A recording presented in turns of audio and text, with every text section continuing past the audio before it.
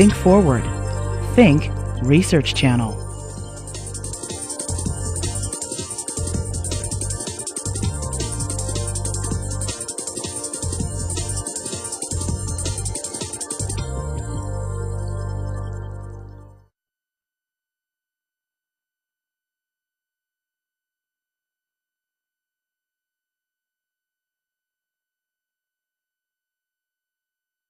One of the reasons I love Benjamin Franklin is that he was such a spunky, self-taught guy.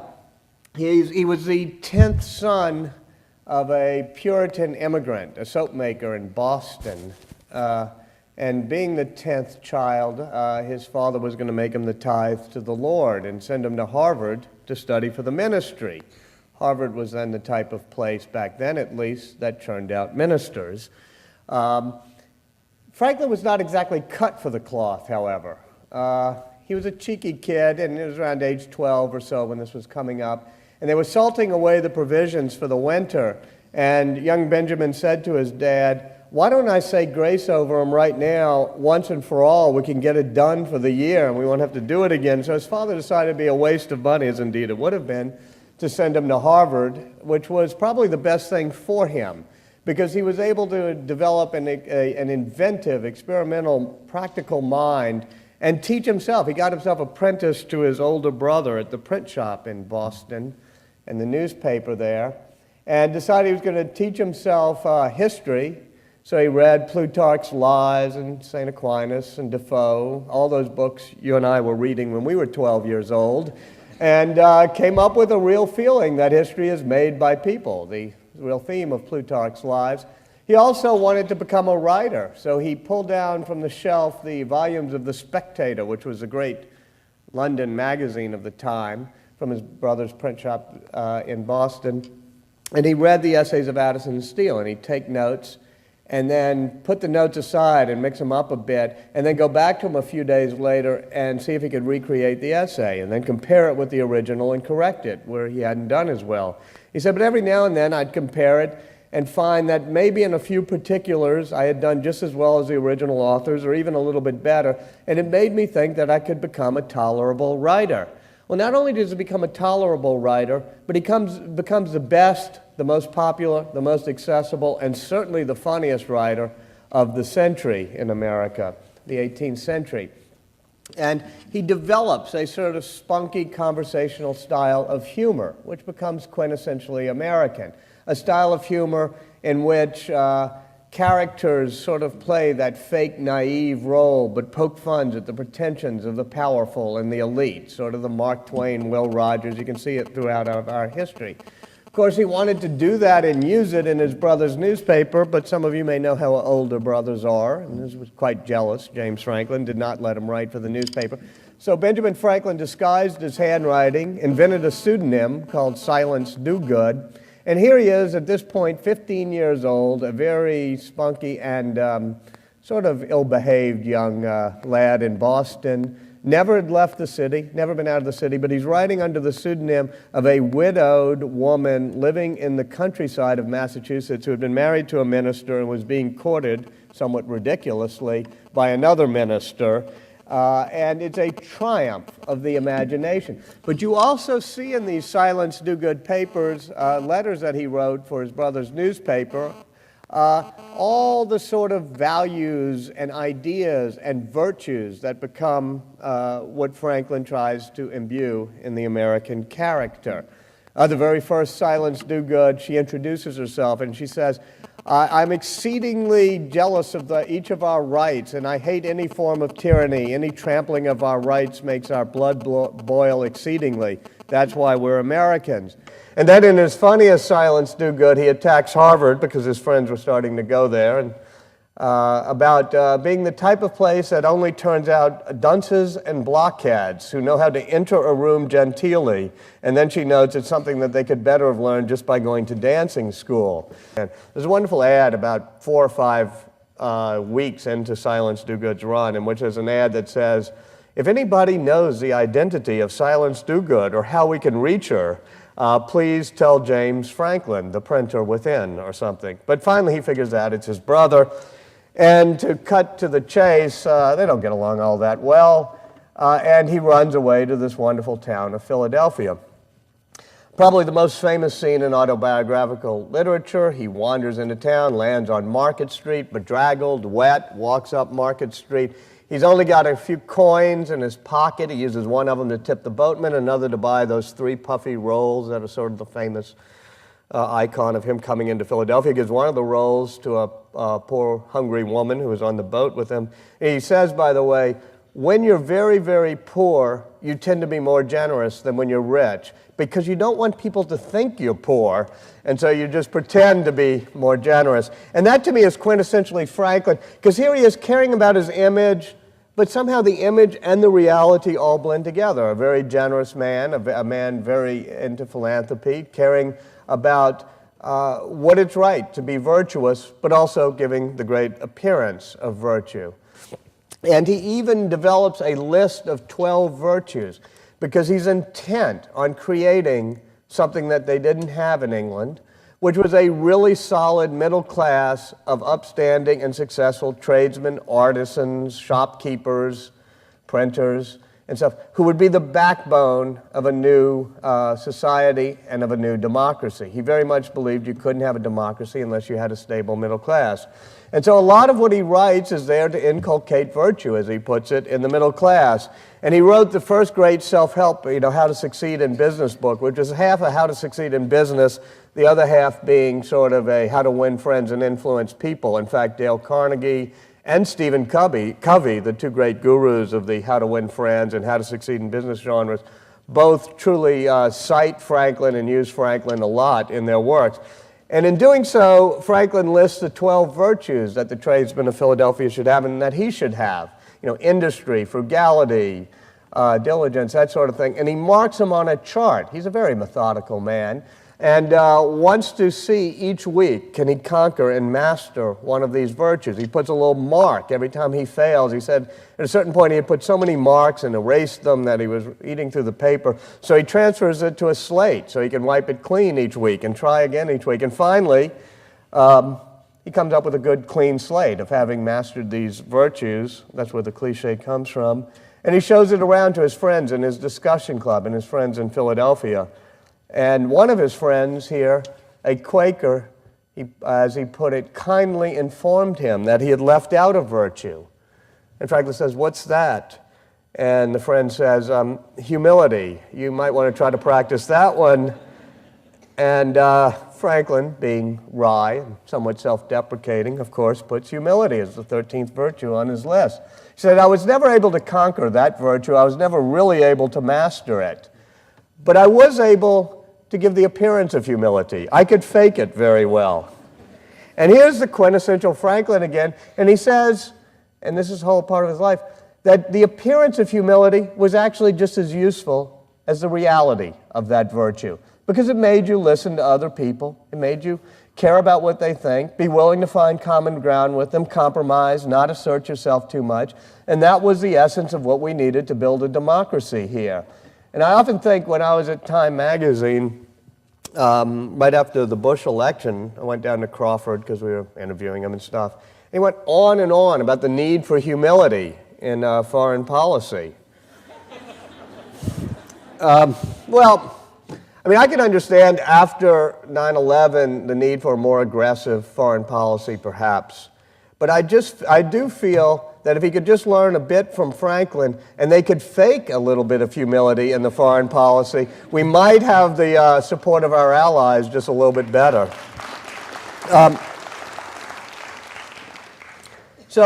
Franklin, as he came into Philadelphia, very famously, he's laughed at by Deborah Reed on Market Street. And eventually, of course, ends up marrying Deborah Reed, as you might expect. It was a common law marriage because she had been married once before and her husband had run away.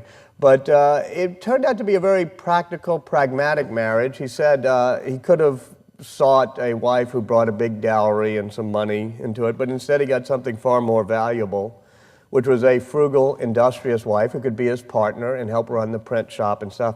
They were about as different as you can be, and you know, one of the things that attracted me to Franklin is that he's got real flaws. This is a flesh and blood person, so you're not dealing with, you know, George Washington in marble. You're dealing with a person who you can say, gee, you know, we can learn something from him, and, you know, including how he wrestled with some of his flaws, because his marriage was not very romantic. It was not very passionate or deep, but it was very solid in terms of being a partnership. As far as I can tell in my research, she sees him on Market Street that first day. Eventually they get married. She lives on Market Street. He rents rooms in her mother's house. They eventually rent a house of their own. Then they build the house on Market Street, which all of y'all have probably seen. As far as I know, she never spent not only a night away from Philadelphia, but a night away from Market Street her whole life. She hated to travel. He loved to travel. When he became a successful printer, those of us at AOL Time Warner can relate to this, he felt, you know, he had a printing shop where he wanted to franchise it.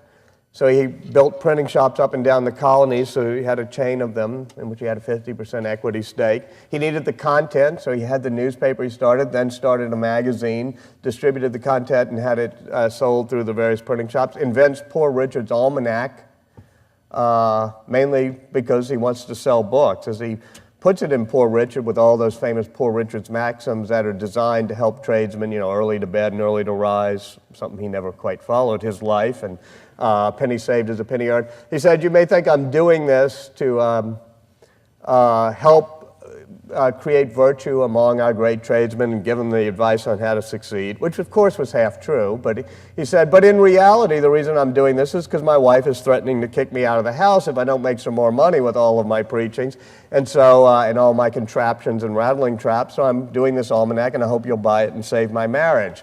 So he's kind of funny about it all, but he has this wonderfully practical marriage. We're wrestling with a real human being here, including his son.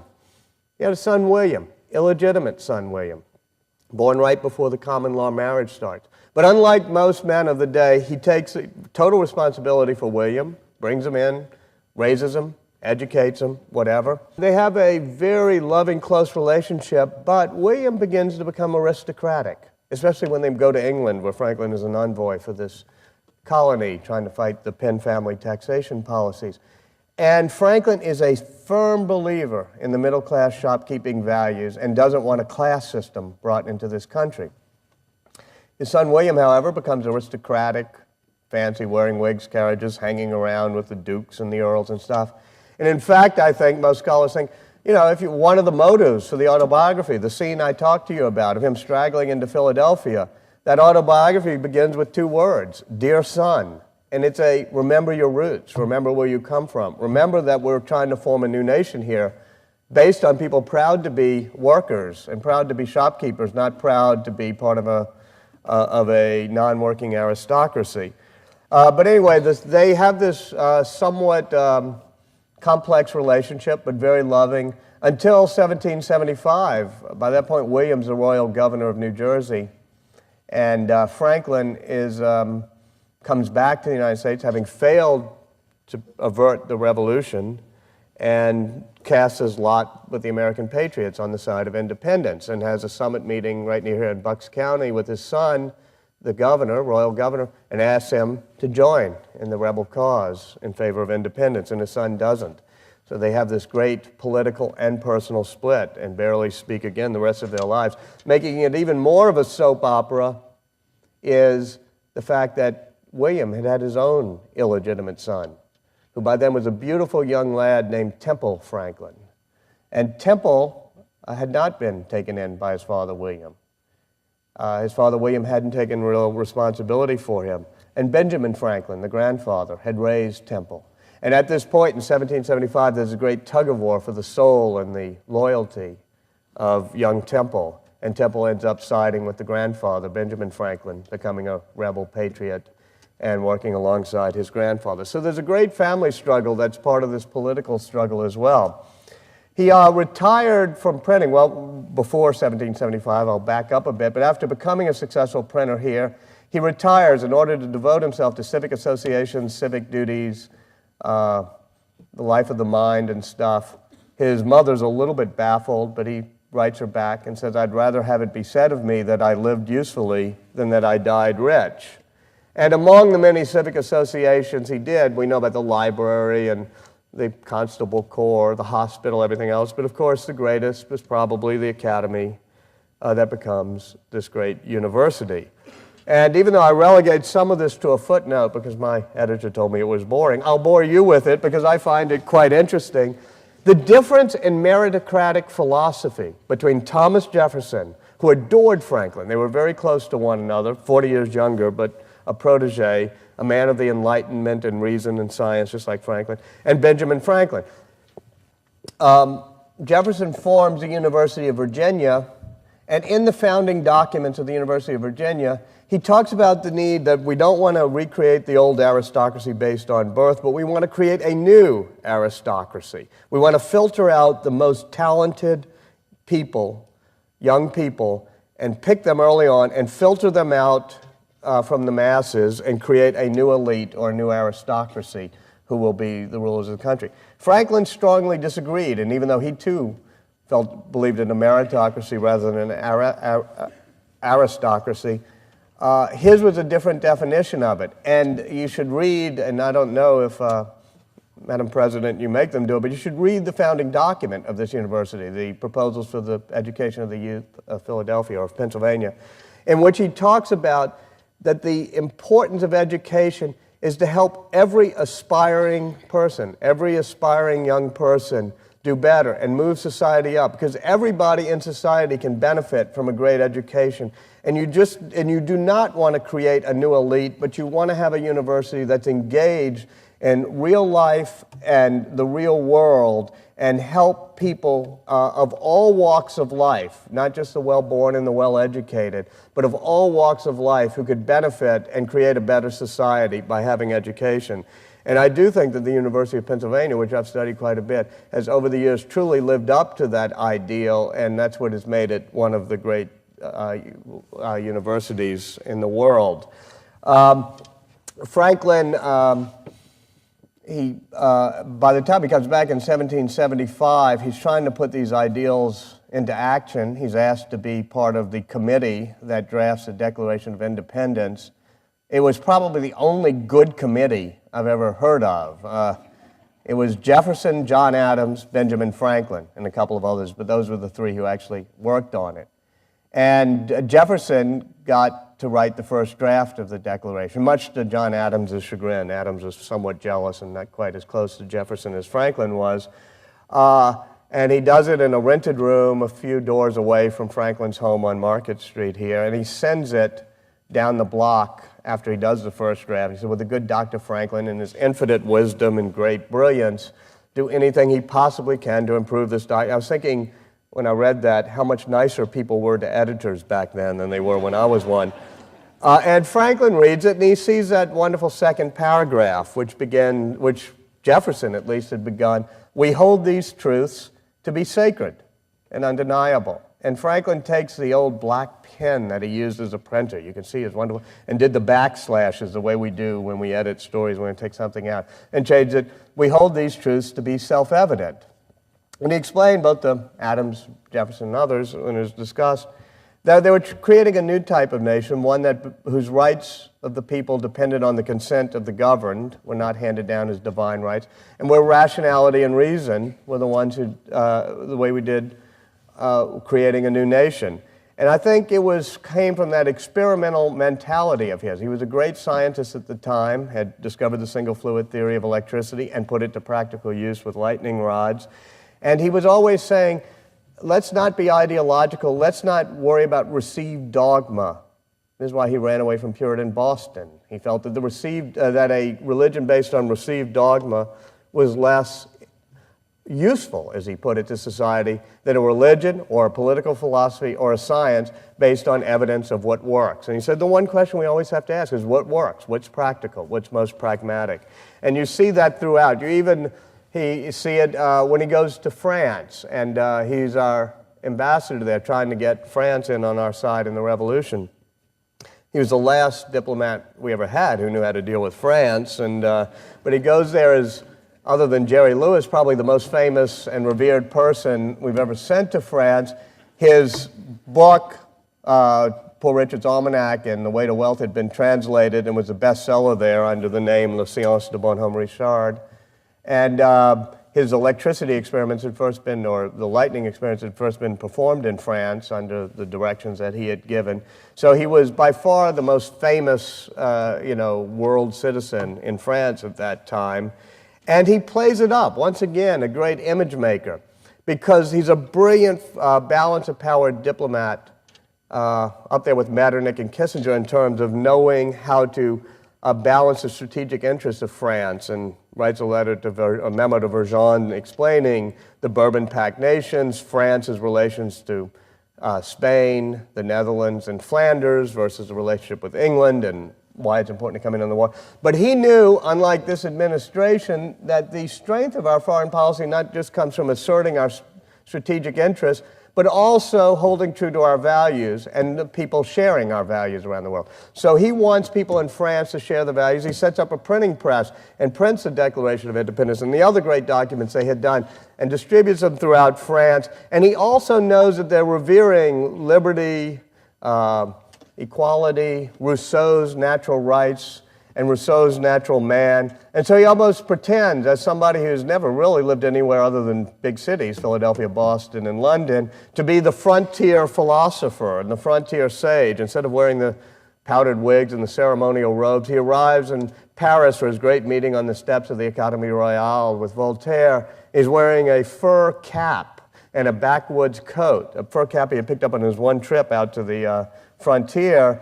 But he's trying to show, Rousseau's natural man and embrace these values of the French. And the French, of course, totally adore it. The women start wearing coiffure à la Franklin, which is hair done as if it were a fur cap. And everybody's wearing these cameos and medallions of Franklin that had been struck. But he finally gets France in on a side on the Revolution, a very important thing. They supply 90% of the gunpowder. He recruits Lafayette, who has more French troops at the decisive Battle of Yorktown than Washington has American troops. And it's a great success. He comes home and is sort of the glue that holds together the Constitutional Convention. Many of our founders were men of great principle, unbending, unyielding in terms of the principles they believed in. John Adams, Sam Adams, among others, and others were great, noble, revered figures, almost unapproachable, like a George Washington. But what you also need in a great leadership team is a person who actually makes it all work and pull together. As they were pulling apart in that hot summer of Philadelphia, 1787, and they were about to come apart on the big state, small state issue, proportional representation, single representation by state. Franklin finally gets up. The Connecticut Compromise had failed, whatever, and it looked like it was all going to come apart. He gets up and he makes the motion for having a House and a Senate, and just dividing it. And he says, when we were young tradesmen and we wanted to make a joint that would hold together, and it didn't quite fit, you'd shave a little from one side and take a little from the other side, and you finally had a joint that would hold together for centuries. And so too we at this convention must each part with some of our demands, and each be willing to admit that we might be fallible and others might understand things as well as we do. Say he was 40 years older than the average age of everybody else there, twice as old, and he said, the older I get, the more I realize that sometimes I'm fallible, which is why I'm willing to compromise. And he said, compromisers may not make great heroes, but they do make great democracies. And in the end, he's able to get everybody, or almost everybody there, to agree to the compromises, line up and sign the document. That's when he makes his famous statement about the sun on the back of Washington's chair and saying, I often wonder whether it was a rising or setting sun, and now I know it's a rising sun. And he comes out into the streets, right near the State House, and Mrs. Pownall, a grand old lady of this town, says, what have you wrought in there? What have you given us? And he says, a republic, madam, if you can keep it. And he really was the one who believed that it was up to the people to take a true democracy and keep it strong. The one thing that they compromised there, and that was a compromise in Franklin's life for a time, was the issue of slavery. And when you deal with the founders, you got to wrestle with the issue of slavery. When you deal with this country, you have to wrestle with the issue of slavery, which is why it makes Franklin all the more interesting, because he wrestled with it badly. He had owned 2 slaves for part of his life. He'd allowed the newspaper here that he had, the Pennsylvania Gazette, to carry advertisements for slavery. And he realized after a while that in a lifetime spent fighting tyranny and any trampling of the rights of any of my fellow citizens makes my blood boil exceedingly, as Silence Dogood had said at age when he was 15, that he had compromised himself and he had done wrong. And of course, he had freed his slaves, insisted his family do so. But even those of you in Philadelphia have to realize that 10% of this city in 1787 were slaves. It was not just something of South Carolina farmers or whatever. And so the last thing he does at age 82 or 83 is he becomes president of the Society for the Abolition of Slavery. And not only that, it's not just the abolition of slavery, but he realizes that with 700,000 slaves out of a population of 4 million, you have to have schools and employment opportunities. And he forms all these committees and subcommittees to try to create the groundwork for abolition and to allow the integration of a new economy and a new society. He makes a great impassioned plea to Congress to abolish slavery. And a Georgia congressman gets up and lambasts him, just eviscerates him, and makes a speech about how abolishing slavery will destroy the economy, and plus we've brought people from Africa over here and it's to their advantage, they learn Christianity, that sort of thing. And Franklin, on his deathbed, wrote the last piece he ever wrote and published.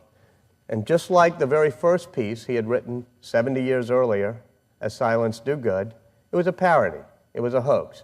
It was a speech that he said he had found that had been given 100 years earlier in the Divan of Algiers, the Algerian parliament, by a leader in Algiers, who was defending the need and the right and the morality of enslaving white European Christians to work in Algeria, and how it helped them to see the light of Muhammad and how it helped the economy. It was scathing and brilliant and funny, and it ridiculed and humiliated Congressman Jackson of Georgia. And it became one of the first, one of the founding documents, really, of the abolition movement. It was that tolerance and that notion of admitting he was wrong and might be fallible that, to me, is the most important thing he gave to our nation, because it was not something inherent in either the Puritan doctrine or in Jonathan Edwards or Cotton Mather. It's not necessarily inherent in our life today, and it's certainly not inherent in our world today, the notion of good-natured religious and tribal tolerance. In fact, the problems we face in this century, the same as they faced then, and it still needs the type of virtues Franklin had. During his lifetime in this city, he donated to the building fund of each and every church erected in the city. And when they built the new hall, right next to Carpenter's Hall, which was supposed to be a venue or place that itinerant preachers could come, he wrote the pamphlet to get people to contribute. And he said, even if the Mufti of Constantinople were to send somebody here to preach Mohammed to us, we should give that person a pulpit and we should be willing to listen. And just before he died, he was the largest donor to the Mikveh Israel Synagogue, the first synagogue here in Philadelphia. And usually when you die and you move from that place on Market Street to the graveyard right next to the church there on 2nd Street, your minister accompanies your casket to the grave. But at Franklin's funeral, the largest such gathering that had ever happened in the colonies up until then, all 35 ministers of the city of Philadelphia and the rabbi of the Jews linked arm and marched arm in arm with his casket to the grave. And so when people say, why do you do Franklin, or what's the importance of Franklin today, it is that notion of tolerance and that notion of fallibility and that sense of humility, or at least being willing to fake some humility, that we need so much more in this world, in our politics, in our national life, our civic life, and in our world today. So thank you all very much, and I look forward to talking to the professor.